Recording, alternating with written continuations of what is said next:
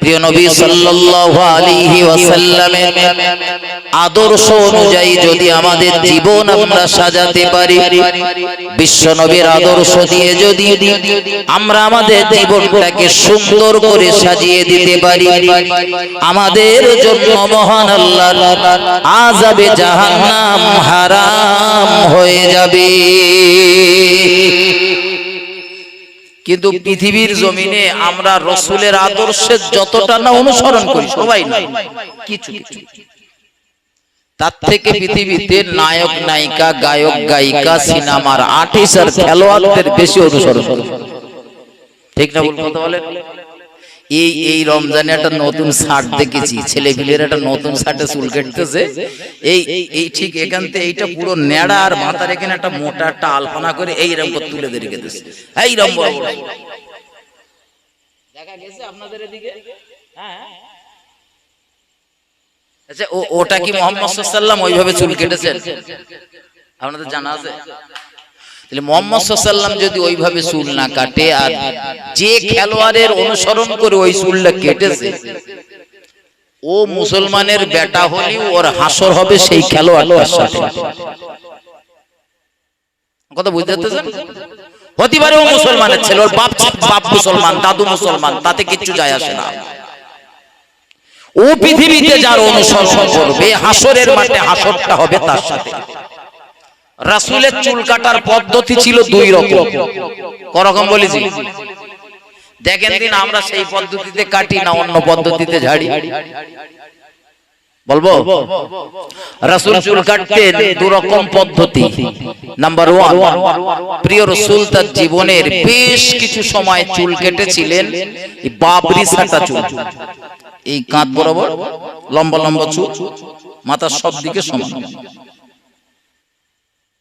রাসূলের জীবনের দ্বিতীয় আরেকটা অংশে রাসূল চুল কেটেছেন, টোটাল মাথাটা সব জায়গায় একই রকম। কিরকম বলেছি? আমাদের যে কচিগুলো এইদিকে চেঁচে গড়ের মাঠ, এদিকে মরুভূমি, আর এই ওপরটা সুন্দরবন, ওপরটা ওটা রাসূলুল্লাহ 60 না। আপনি যদি ইমানদারির বেটা হয়ে থাকেন তো আজকের আমার এই কথাটা শুনে তওবা করবেন, নইলে হাসরের মাঠে আপনার হাসর মুহাম্মদ সাল্লাল্লাহু আলাইহি এবং তার অনুসারীদের সাথে হতে পারে না, পারে না, পারে না, কখনো। আপনি যতই মধ্যমপুর মসজিদে নামাজ পড়েন, তওবা করেন। আমার ভাই ও বাবাজিরা আমার, ভুল আমাকে নেবেন না, আমি শুধু একটুখানি আপনাদের শোনাচ্ছি। মহান আল্লাহ আমাদেরকে আদেশ করেছেন, আমাদের নিয়াজ করেছেন আমরা যেন প্রিয় রাসূলের আদর্শে আদর্শিত হই, কারণ আমার রাসূলের আদর্শটা হলো উত্তম আদর্শ। কিন্তু এই পৃথিবীর জমিনে এসে দেখা গেল আমরা রাসূলের আদর্শকে যতটা না আপন করেছি, তার থেকে বেশি আপন করেছি বিধর্মীদের কৃষ্টি কালচারকে। আল্লাহর রাসূল সাল্লাল্লাহু আলাইহি ওয়াসাল্লাম শিক্ষাকে বিরাট মহব্বত করতেন, ভালোবাসতেন। রাসূলের জীবনে একটা পিরিয়ডে তিনি শিক্ষার আন্দোলন করেছিলেন, কিন্তু অত্যন্ত দুঃখের সঙ্গে বলতে গেলে বলতে হয় আমার জাতির, আমার কওমের ছেলে মেয়েরা ওই শিক্ষা থেকে বহু যোজন দূরে সরে গেছে। এখন আমার জাতি শুধু দরকার টাকা। কি দরকার বলেন? টাকা। কি হবে হুজুর লেখাপড়া শিখিয়ে ওর থেকে তো চার দোকানে দিলি মাসের শেষে 500 টাকা পাওয়া। আমার জাতির অধঃপতনের মূল কারণেই লেখাপড়া থেকে দূরে সরে যাওয়া। মূল কারণ কি বলেছি বলেন? বলিনি বলো যে নামাজ না পড়া। আরে ভাই, আপনি যে নামাজ পড়বেন, তো নামাজ পড়তে গেলে ওর যে দোয়া, দরুদ, কেরাত কোথায় কি করতে হয়, কোন জায়গায় যদি একটু ত্রুটি হয়ে যায় ওটা সামলাবেন কিভাবে, এগুলো জানতে গেলেই তো লেখাপড়ার দরকার। ঠিক না ভুল কথা বল? আপনি বলবেন না হুজুর আমরা লেখাপড়া করবো না, লোকের কাছ থেকে শুনে নেবো। তা আপনি না শুনে নিলেন, যে বলবে তারও তো লেখাপড়া করতে হবে। লেখাপড়ার বিকল্প কিচ্ছু নেই, বিশ্বাস করুন। শিক্ষা হলো জাতির মেরুদণ্ড। পায়ে দুটো হাত দিয়ে বলতেছি, আর কোথায় হাত দিলে আপনি শান্তি পাবেন বলেন, সেখানে হাত দেব। পায়ে দুটো হাত দিয়ে বলতেছি, আপনার কচি কাঁচাগুলোর লেখাপড়া শেখান, ওদের মাঠে খাটানো ভাটায় দেওয়া বন্ধ করুন, বাচ্চাগুলোর লেখাপড়া শেখান। আজ যে জাতি ভারতবর্ষে নয় গোটা বিশ্বের যে মুসলিম সমাজ পিছনের কাতারে পড়েছে, চোখ বন্ধ করে ভরসা করুন, ছেলে পেলেগুলোর লেখাপড়া শেখান। 30টা বছর অপেক্ষা করুন, এই জাতি আবার সামনের কাতারে যাবে ইনশাআল্লাহ। শুধু লেখাপড়া শেখাতে হবে। আমার কচি হুজুর লেখাপড়া শিখিয়ে কি হবে? আমার কচি কাঁচাগুলোর লেখাপড়া শেখালি তো চাকরি হবে। লেখাপড়া শেখালি চাকরি হবে? আর কত বল হুজুর? আপনি জানেন, আপনারা হুজুর মানুষ ওসব তো বুঝবেন না।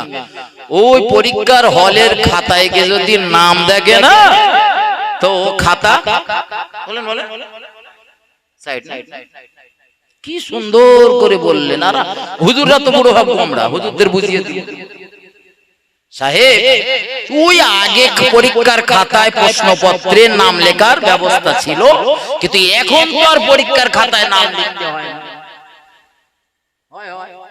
আপনার যে পাড়ার যে ছেলেগুলো লেখাপড়া শিখতেছে ওদেরকে জিজ্ঞেস করে আসেন, আমি রয়েছি তো এখন ঘন্টা,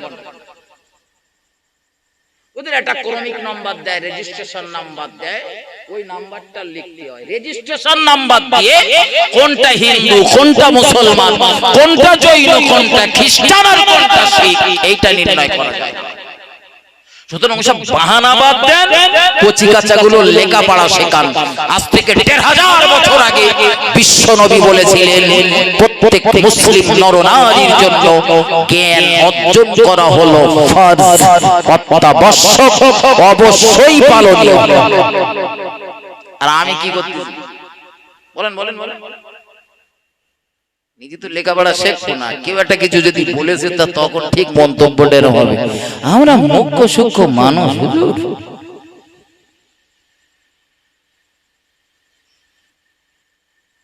কথা বলার আগে বলবে মুখ্য সূক্ষ্ম, কিন্তু কথাটা যখন বলবে না, ওরে বাপ রে বাপ, কোথায় যে খোসাটা লাগবে দেখবেন। এগুলো এসব ছাড়ে, এটা রাসূলুল্লাহর আদর্শ না। মুহাম্মদ সাল্লাল্লাহু আলাইহি ওয়াসাল্লাম নিজে হয়তো স্কুল কলেজ ইউনিভার্সিটিতে লেখাপড়া শিখতে পারেননি, তবে মহান আল্লাহ তার রাসূলকে শিক্ষা দান করেছিলেন জিবরাইল আমিন মারফত। এজন্য জিবরাইল রাসূলের দরবারে 22,000 বার এসেছিলেন। একটু মহব্বত করে বলুন সুবহানাল্লাহ। শুধু কোরআনের আয়াত দিয়ে না, কোরআনের আয়াত তো 6666টা। একটা করে আয়াত একবার নিয়ে আসলে জিবরাইলের আসার সংখ্যা হবে 6666 বার। জিবরাইল বারবার এসেছেন আমার রাসূল করিম সাল্লাল্লাহু আলাইহি ওয়াসাল্লামকে জ্ঞান দান করার জন্য। যখন রাসূলের যেটা জানার দরকার হয়েছে জিবরাইল এসেছেন। আর এই জন্যই রাসূল বুঝেছিলেন জ্ঞানের কি কদর, জ্ঞানের কি মর্যাদা, শিক্ষার কি মূল্য। এজন্য রাসূল 1500 বছর আগে ঘোষণা করেছেন, প্রত্যেক মুসলিম নরনারীর জন্য জ্ঞান অর্জন করা ফরজ। আপনারা নামাজ পড়েন, নামাজ পড়া কি? নামাজ পড়া, রমজানের রোজা রাখা, আর জ্ঞান অর্জন করা। নামাজ পড়ার বেলা তো মোটামুটি ঠিক আছে, নামাজ পড়ার বেলা ঠিক আছে না? পড়ে, আমি বলতে পারবো না যে ওরা নামাজ পড়ে না। কেউ আটকি নামাজ পড়ে, কেউ খাটকি নামাজ পড়ে, কেউ পাঞ্জেগানা নামাজ পড়ে, কেউ বর্ষগানা নামাজ পড়ে, নামাজ পড়ে। আমি বলতে পারবো না যে এরা নামাজ পড়ে না। কারে বলবো বলেন? কারো যদি বলি যে তুই নামাজ পড়িস না, বলেন কেটা বলে শুধু আমি নামাজ পড়ি না, 2 দিন নামাজ পড়ি, পড়ে না। কেউ আবার একটু জুম্মার দিনে হাজিরে খাতায় নাম দিতে যায়, আছে না?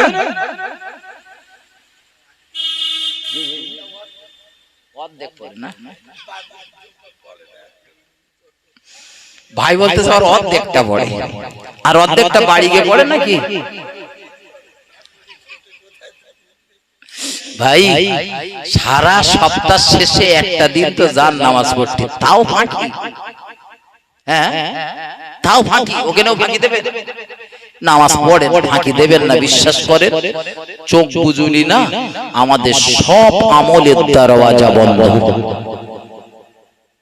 মধ্যমপুর গ্রামের এই মসজিদ পড়ে থাকবে, কিন্তু আমি তখন এক রাকাত নামাজ পড়ার সুযোগ আর পাবো পাবো পাবো নাকি মরে যাওয়ার পরে বলবে লাস্টারে লেজল মসজিদে জীবনে যে নামাজগুলো পড়িনি সেই নামাজগুলো সব কাজা পড়ে লেখা হবে হবে। আর একটু ঠেলে দাও, না তো ওই দিক ঠেলে দাও, এই ভাইদের দিকে দাও। আমার গায়ে যেন না আসে, গলা চেপে যাচ্ছে না। হযরত আমার কথায় ধ্যান দেন। তাহলে প্রিয় নবী সাল্লাল্লাহু আলাইহি ওয়াসাল্লাম শিক্ষার গুরুত্ব বুঝেছিলেন, তাই জাতিকে শিক্ষা দানের কথা, শিক্ষা গ্রহণ করার কথা বারবার বলেছেন। জাতি যত তাড়াতাড়ি বুঝবে, জাতির মঙ্গল তত তাড়াতাড়ি হবে। আমার বন্ধু ব্যথা নেবেন না, আলেমদের মানুষ সম্মান করে, অনেকে আবার তাই দেখে হিংসা করে। দেখ ভাই, হিংসা করিস না, বিশ্বাস কর, তুই নিজে আলেম হ, একটু জ্ঞানী হ, দেখবি দুনিয়ার বহু মানুষ তোর সম্মান করবে। এখানে আরেকটা কথা বলে রাখি ভাই, শ্রমের থেকে শিক্ষার মর্যাদা। আপনি ওই টানা রোদ দিলে, এখন তো রোদ একটু কম পড়তেছে, কেতা গায়ে দিতে হচ্ছে, হ্যাঁ আচ্ছা ভাই, এই প্রখর রৌদ্রে ঘরের ভিতরে পাকা চালিয়ে বসা যায় না। কত মানুষ রয়েছে টানা রৌদ্রে কোদাল কোপাচ্ছে, রোজের দাম 350। কত আপনাদের দিকে একটু বেশি নাকি? ওইরকম না, আমাদের দিকটা একটু বেশি, 350 400। তো যাই হোক, কিন্তু একটা মাস্টার স্কুলে গিয়ে পড়াচ্ছে, উপরে সাদাটা, তার তলায় পাকা ঘুরতেছে, ওনার সামনে একটা টেবিল, টেবিলের পিছনে একটা চেয়ার রয়েছে, চেয়ারটায় বসে ঠ্যাঙের উপরে ঠ্যাং দে, সেইরাম ঠ্যাং ঠ্যাং নাড়িয়ে টাড়িয়ে 40 থেকে 45 মিনিটের একটা ক্লাস করতেছে। কতক্ষণ বলেছি? তাও প্রথম পিরিয়ডটা 45 মিনিট হয়, পরের গুলো মনে হয় 40 মিনিটের হয়। সাহেব সারাদিন খুব বেশি হলে 4টে অথবা 5টা, খুব যেদিন হয়তো অন্য শিক্ষকরা থাকে না, একটা বাড়তে পারে। এই 4টে কি 5টা ক্লাস করে আমার মাস্টার ভাই ওই ছায়ার তলায় উপরে ফ্যান ঘুরতেছে, দৈনন্দিন জীবনে তার দেখলে দেখা যাবে কম করে 1.5 থেকে 2000 টাকা তার রোজগার রয়েছে। কত বলেছি? কষ্টটা মাস্টারের বেশি না আপনার বেশি বলে মনে হয়? আপনি তো টান আর রোদে মাটি কেটে বলেন, তার কষ্ট বেশি না? আপনি কালকে একটা 45 মিনিটের ক্লাস করতে দেখবেন, কালকে একটা 45 মিনিটের ক্লাস করতে দেখবেন, বেশি ছাত্রর সামনে যেতে হবে না, একটু আমার সামনে আসে, কোন ক্লাসে কোন বইটালে পড়াবেন, একটু আমার সামনে এসে পড়াবেন, মাত্র 45 মিনিট।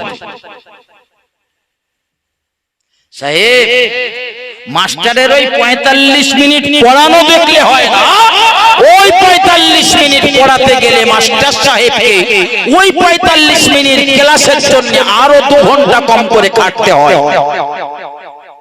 যদি কোনো মাস্টার থাকে তার কাছে গিয়ে, ভাই ঠিক বলছি, শুধু স্কুলের ক্লাস করলে হয় না, আমরা আমাদের শিক্ষকদের কাছে দেখেছি, সাইফুদ্দিন সাহেবের মতো ওস্তাদ, তার দর্শে বসেছি, হুজুর কিতাব সামনে খুলে দিয়েছি, হুজুর একটু পড়ান, হুজুর চোখটা বন্ধ করে বলি ফেললো, কোচি আজকের আর আমি তোমাদের পড়াবো না। কেন হুজুর ক্লাসে এসেছেন, পড়াবেন না কেন? তা বললো, কোচি কালকে দাওয়াত পত্র চাপ ছিল, গিয়েছিলাম, তো আজকের আর কিতাব দেখা হয়নি, মোতালা করা হয়নি, আমি পড়াবো না। তার মানে কিতাব না দেখে পড়ানো যায় না। কিতাব না দেখে শুধু তো আপনারা 45 মিনিট দেখেন, একটা হুজুর এসে 1.5 ঘন্টা আলোচনা করতেছে, ওই 1.5 ঘন্টাটাই দেখেছে, কিন্তু 1.5 ঘন্টার পিছনে কতটা মেহনত রয়েছে সেটা তো দেখতে পারেন না। আমি সেই বেলেঘাটা বেনাপুর থেকে এসেছি, এই যে 2 ঘন্টা আসতে লেগেছে, যাওয়ার সময় আবার রাত্রে একটু গাড়ি ঘোড়া কম হবে, একটু যেতে শর্ট টাইমে চলে যাব। এই কিতাবপত্র দেখতে আর 2-2.5 ঘন্টা টাইম লেগেছে, কিন্তু আপনি তো শুধু টোটালে 1.5 ঘন্টা দেখলেন। আপনি তারপরেও বলতেছি ভাই, বিশ্বাস করুন, শ্রমের থেকে শিক্ষার মর্যাদা বেশি, শ্রমের থেকে শিক্ষার মর্যাদা বেশি। তাবিজের মতো লিখে নিয়ে গলায় ঝুলিয়ে নেন, যেদিন যেদিন বুঝবেন শ্রমের থেকে শিক্ষার মর্যাদা বেশি, সেদিন আপনি সম্মানিত হবেন, জাতিও ইজ্জতওয়ালা হবে, জাতি পিছনের কাতার থেকে আবার সামনের কাতারে যাবে ইনশাআল্লাহ। শুধু শ্রমে কষ্ট হয়, আমি বলছি না যে কষ্ট হয় না। টানা 8 ঘন্টা আপনি মাটি কেটেছেন, আপনার শরীরের প্রচুর ক্ষতি হয়েছে, তারপরেও বলছি মাস্টারের ওই 1 ঘন্টা ক্লাস করার ক্ষতি আপনার শরীরে হয়নি 8 ঘন্টা মাটি কেটে যতটা কষ্ট আপনি করেছেন। মিলিয়ে নেন কোন মাস্টারটা আর কোন বক্তাটা শেষ বয়সে গিয়ে একটু ভালোভাবে মরেছে, আমার একটু দেখান দিন। শরীরে সব শেষ, বকা কত কষ্টের কাজ। ভালো একটা ডাক্তারের কাছ থেকে বিষয়টা জেনে নেবেন। আমি তারপরেও বলছি, মাস্টারকে হেয় করার জন্য না, আলেমদেরকে বেউজ্জতি করার জন্য না, বরং আমি এটা বোঝাতে চাইছি শিক্ষার এমন মর্যাদা, শিক্ষার এমন গুরুত্ব, টানা 8 ঘন্টা মাটি কাটার থেকে 45 মিনিটের ক্লাসের মর্যাদা বেশি। ঠিক না ভুল কথা বলেন? আপনারা কবে বলবেন? ছেলে পিলে গুলো ক্লাস 5 পড়ার কথা, ও এখন সেলাই মেশিনে কাজ করছে, আছে না নেই? মধ্যমপুর এলাকায় ওইসব ছেলে পিলে নেই, আছে ভাই? আছে সেলাই মেশিনে কাজ করছে, আছে এই বাচ্চা নেই, না থাকাই ভালো। কমে গেছে না? একটু কচি কাঁচা গুলো লেখাপড়া শেখা প্রয়োজনে। একদিন না, যদি হাট বাজার না হয়, আমার আব্বার মতন করবেন, বলা ঠিক না? আবার এখানে লাইভ চলতেছে তো ছাড়েন, বলবো না। তবে আমি আপনাদের উপদেশ দিচ্ছি, প্রয়োজনে একদিন হাট বাজার করবেন না, প্রয়োজনে বাজার থেকে খানিকটা কাঁচা পেঁয়াজ আর লঙ্কা কিনে এনে ভাত খাবেন, কচি গুলো লেখাপড়া শেখা। একদিন কাঁচা পেঁয়াজ আর লঙ্কা দিয়ে ভাত খেয়ে দেখেন, কচিগুলো লেখাপড়া শিখে বড় হোক, তারপরে বুঝতে পারবেন কচিগুলোর পিছনে দেওয়া আপনার এই মেহনতটা আপনি কিভাবে ফেরত পাচ্ছেন। আমার ভাই, আলোচনা এখানে নয়, ফিরে চলুন। আমি আপনাদের বোঝাচ্ছিলাম দয়ার নবী রাসূলুল্লাহ সাল্লাল্লাহু আলাইহি ওয়াসাল্লাম তিনি শিক্ষার মর্যাদা বুঝেছিলেন বলে জাতিকে শিক্ষিত হওয়ার জন্য অনুরোধ করেছিলেন। ও বাবাজি ভাইজানেরা, আপনি বলতে পারেন, হুজুর আমার নবী তো জীবনে কোনোদিন মক্তব, মাদ্রাসা, স্কুল, কলেজ, ইউনিভার্সিটির চৌকাঠ টপকায়নি, আমার নবী শিক্ষার কি মর্যাদা বুঝবে?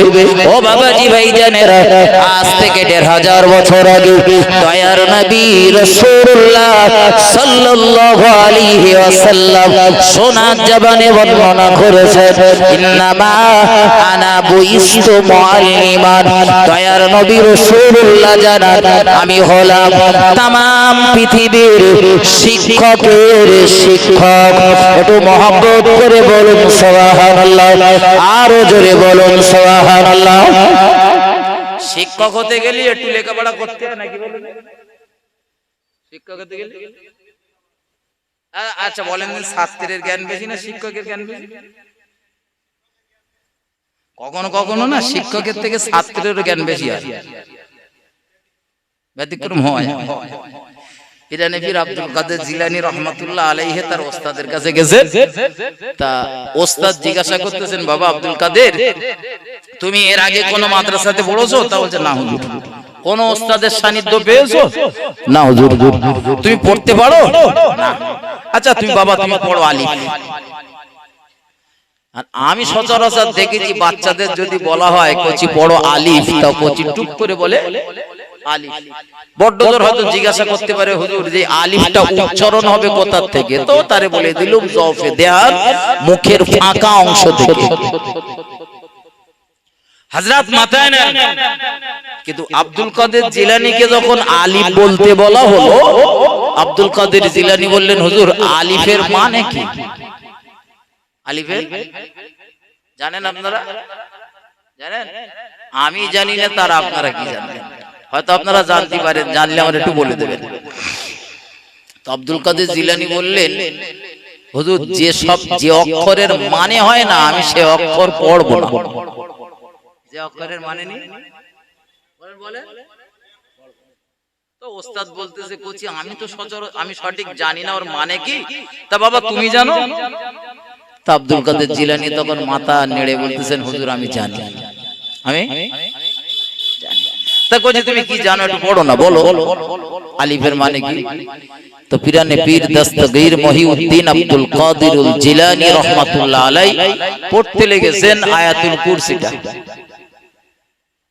ওই আয়াতুল কুরসিটা পড়তেছেন আর মানে করতেছেন, শেষ পর্যন্ত আলিফের 10টা মানে করেছে।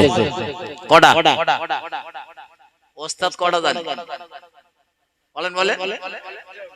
আমি একটাও জানি।